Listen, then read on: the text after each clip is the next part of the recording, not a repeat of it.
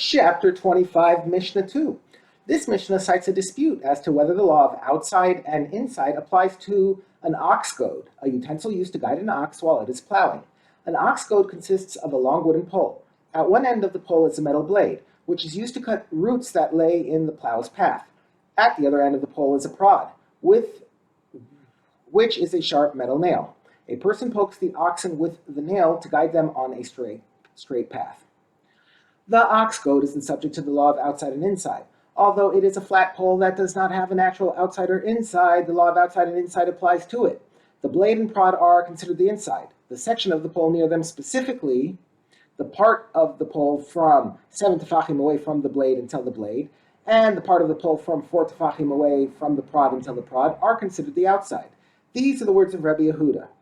Another opinion. But Rabbi Meir says, ox goads are not subject to the law of outside and inside, since they are not containers and do not have a natural outside and inside.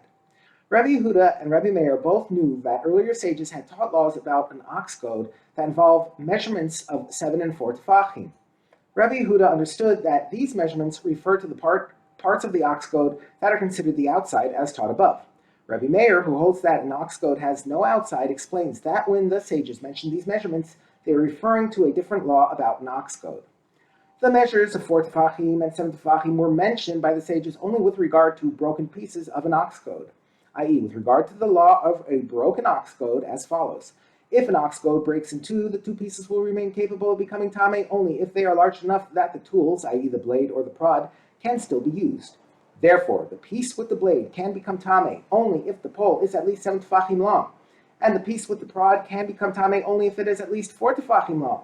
Since these tools can be used only if they are connected to poles of these sizes.